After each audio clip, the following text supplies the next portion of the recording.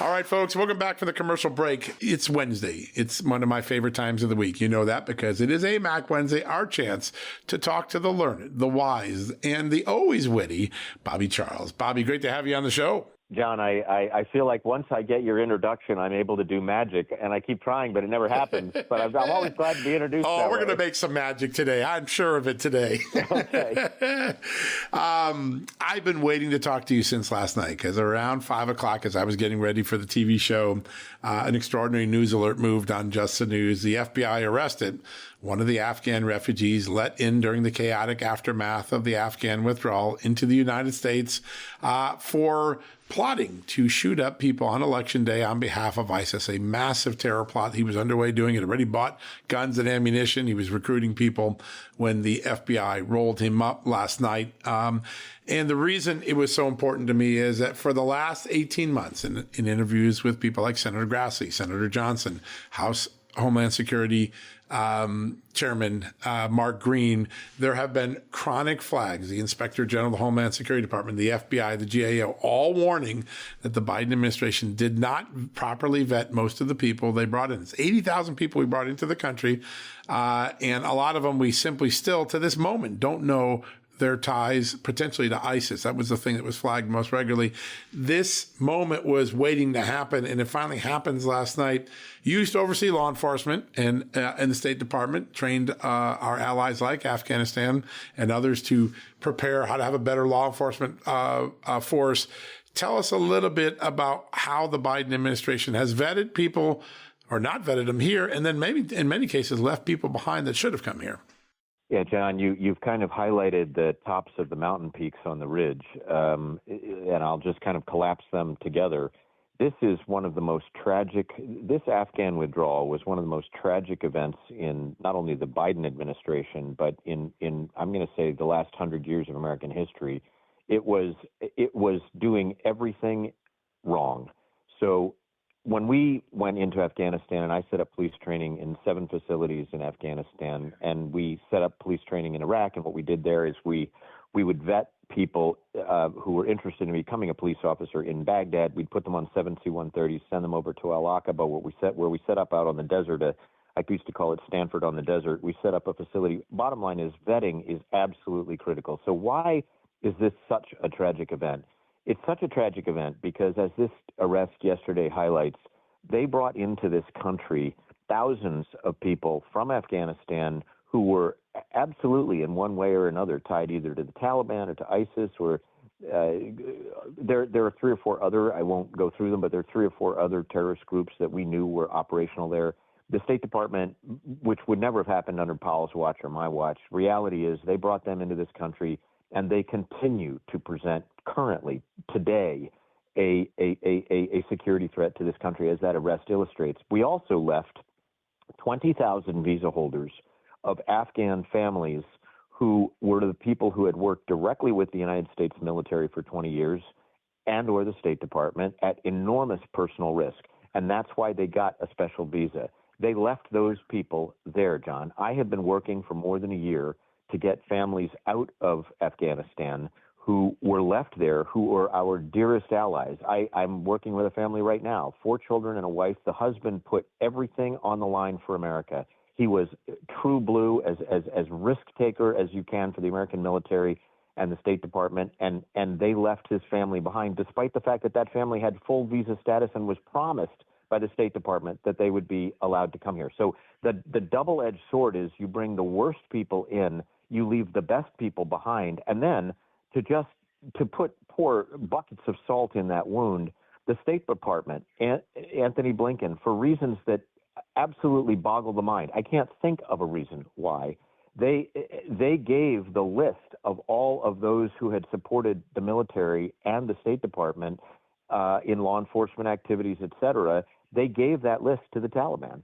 So imagining that somehow the Taliban were sort of a friendly radical Islamic terrorists, I have no idea what they were thinking. But we see the ricochet of that failure all over the place. That failure was literally more profound in its long shadow than Waterloo was in its day, than the Bay of Pigs was in its day. That failure triggered frankly, I believe it triggered the Iranian actions, which led to the attack by Hamas on October 7 and have led to Iran leaning forward with all kinds of enthusiasm because they think that this is an administration that is afraid of terrorists and afraid to stand up for allies. It led to Putin leaning in on Ukraine. It has led to China leaning in on our allies there. You know, appeasement and failure of foreign policy, they seem like issues that are up there, pie in the sky, don't really matter, but they matter incredibly because people look for the signals. It's, you know, when the light turns green, people go. When the light turns red, they stop. Under Trump, under Reagan, under a lot of American presidents historically, we have kept the red light on because we've said you cross that line and you're in big trouble, and then we deliver. You know, Reagan destroyed half of the Iranian Navy when they tried to pull semantics during his administration. This administration has put the green light on for terrorists and for our adversaries at great expense to our allies. And it's just, honestly, John, it is a travesty. I look at it every day. I shake my head. You know, we have a constitutional process for removing presidents, but it's time to get rid of this president and vice president with an election. Yeah, no, there's no doubt about it. That's the easiest way to do it at this point.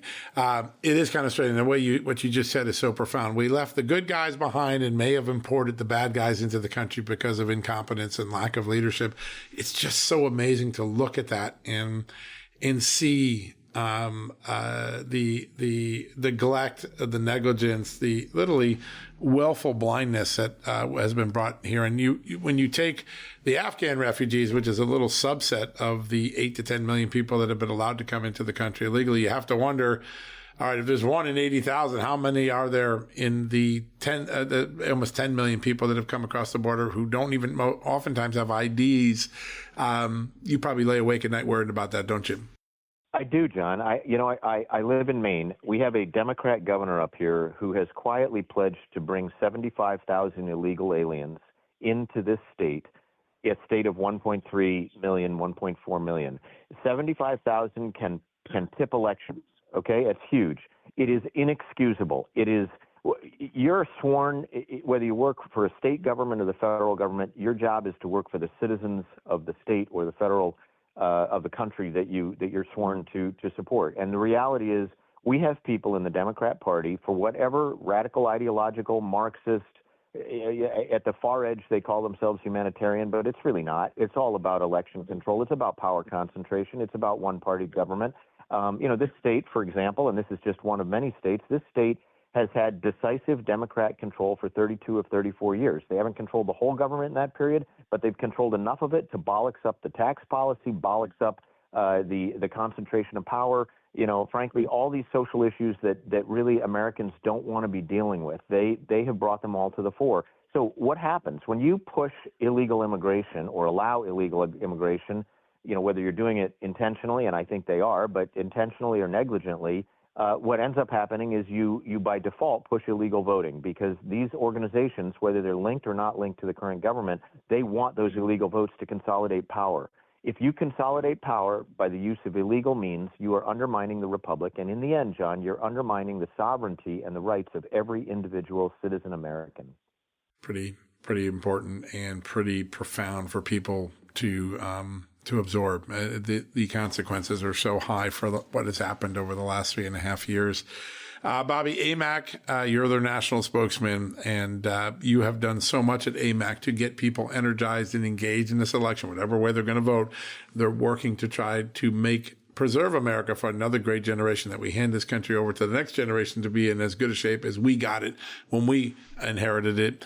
I think you look over the last few weeks and there is a strong sense that the race is beginning to break, that there's whether it's the tech titans in Silicon Valley who realize that Donald Trump will be better for their economy and for the cycle of innovation and for taxes, or it's Hispanic voters, which have shifted 17 points to Donald Trump.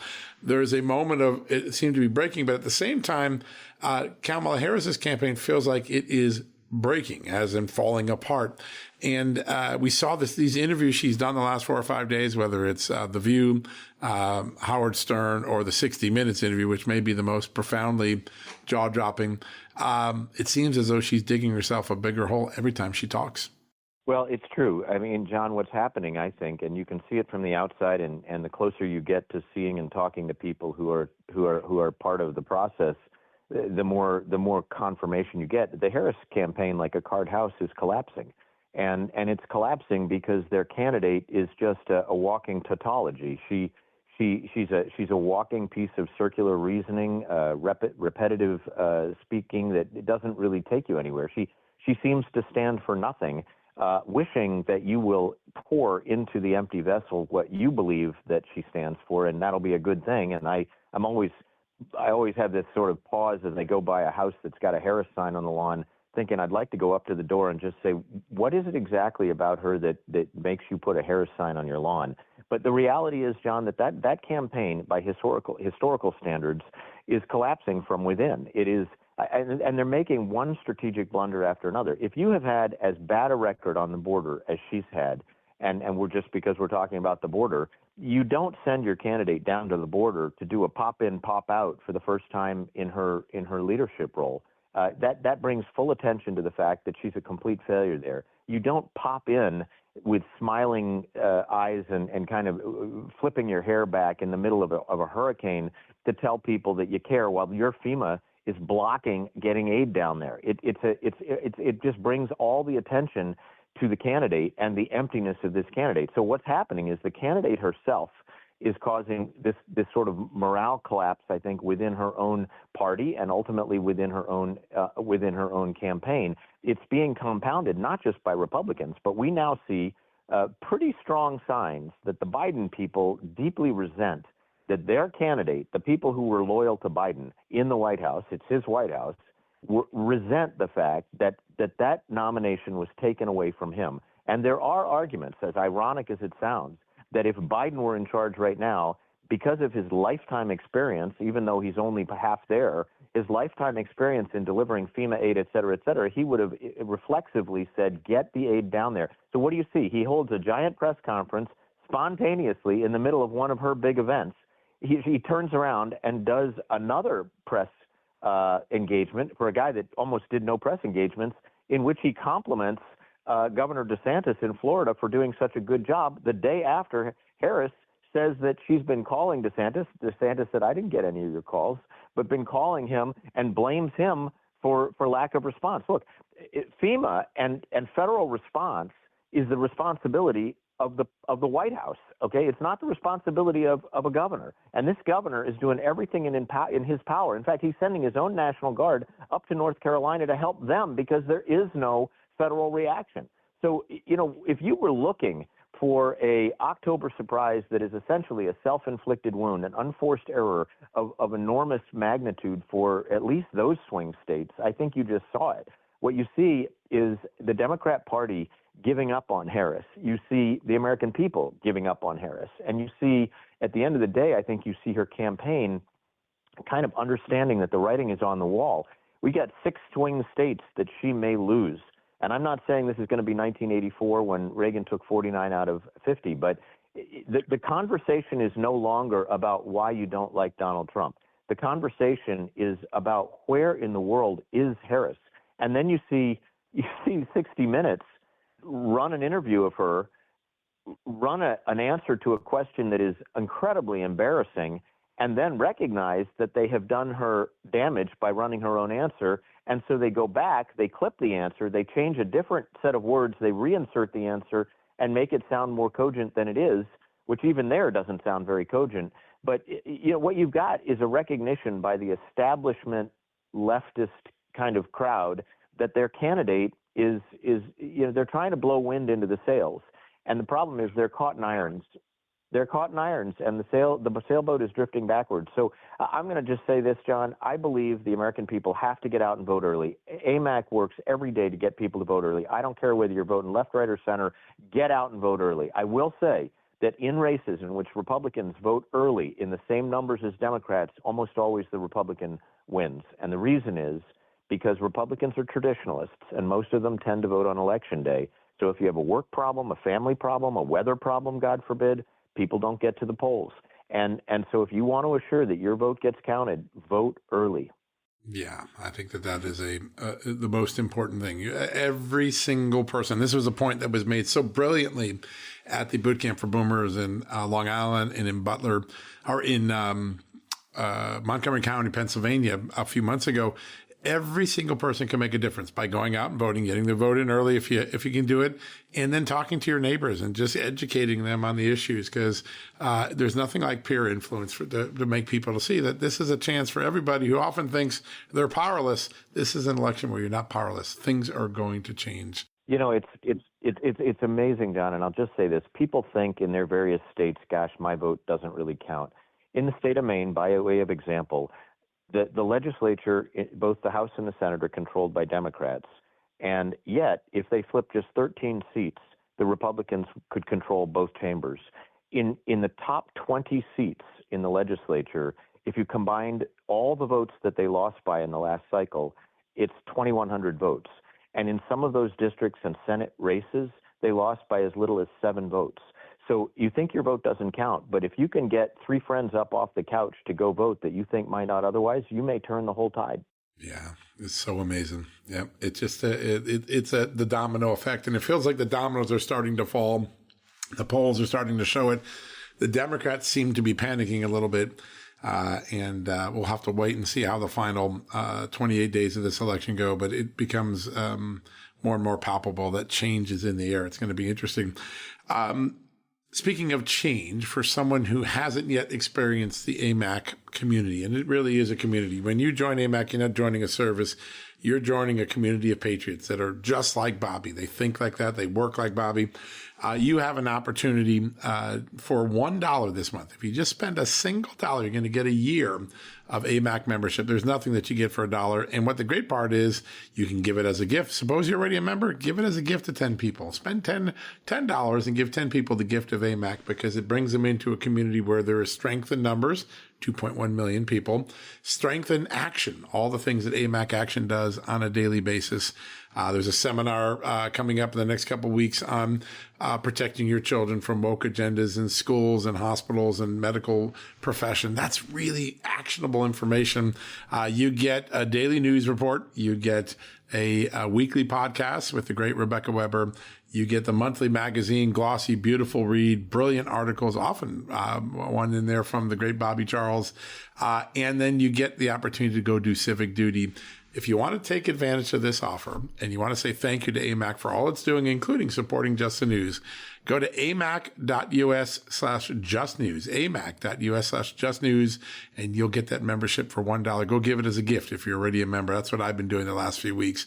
Bobby, before we go, what's one thing that maybe someone considering AMAC for the first time might not know that would say, hey, I got to join just because of that? Well, let me give you one. It's and you didn't even know I was going to say this, but it's kind of a starburst. I mean, we're on one wave here. I just learned yesterday that Rebecca has decided, and that the board, the leadership team has decided that if someone signs up for 5 years, if you sign up for 1 year for $1, and you could sign up your 20 best friends for 1 year for $1, make a Christmas gift, and it's an incredible takeaway. But if you sign up, or you sign up a friend for 5 years, they're going to give you a signed copy of Cherish America, Stories of Courage, Character, and Kindness, the book that just came out, endorsed by Fox News, by People Magazine, by Tony Dolan, chief speechwriter for Ronald Reagan, and the foreword is written by Buzz Aldrin. So this is the book that I just finished. It took me 6 years. If you join for a 5-year membership, you get one of those books at the same time. So you buy 25-year memberships for people, and you get 20 books. It could be the answer to all your Christmas worries. It is an amazing thing. And what an amazing book. We're going to get you on next week to just talk about the book for the whole time, because I think the stories in it are inspirational. And we're all beaten down by all the anger and division and instability in the world. And sometimes we need that inspiration. And your book is that inspiration. So next week, we're going to tackle that. Bobby, as always, great conversation, big ideas, and a big call to action. Folks, not only joining AMAC, but just spend the next 3 weeks talking to your neighbors, your friends, encourage them to get in the game, and don't let this election pass them by. Voting will make all the difference. All right, folks, what a great show. A big thank you to Chairman Style and to Bobby Charles. I also want to thank our new partners, All American Assets. If you're concerned like I am about runaway inflation and the volatility in the markets, we go up, they go down.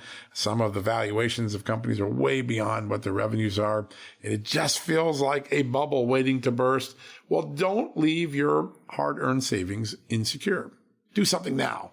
Hedge your bets. That's why I recommend you call the precious metal experts at All American Assets. All American Assets offers a wide variety of physical gold and silver products that can be shipped to your home, or you can send it to one of your depositories if you have one. Whether you're looking to acquire coins or bars or open a gold IRA or just want to learn more about the advantages of owning precious metals, All American Assets will take the time to equip you with the knowledge you need to make an informed decision, which is the right decision to make. Always be informed. Go get one of their info kits. They're amazing. All you got to do is go to allamericanAssets.com, fill out the form on their website, and they'll send you a free, no obligation investor's kit. For quicker assistance, you can also call All American Assets at 888-390-2522, 888-390-2522. Now's the opportune time to preserve all of those important investments you worked your life making. So with physical silver and gold, you're hedging your bets. You're making sure that your good savings are protected in something that holds value long-term, which is precious metals. Go right now, please, and visit allamericanAssets.com, allamericanAssets.com, or call 888-390-2522. That's 888-390-2522. All right, that wraps up our show for today. We've got some more great stuff around the corner for tomorrow. Actually, a whole weekend filled with great investigative reporting. Tomorrow, we're going to break a great FEMA story, as I was mentioning earlier. We'll do that in concert with my good friend, Stephen Richards. But until then, God bless you. Have a great evening.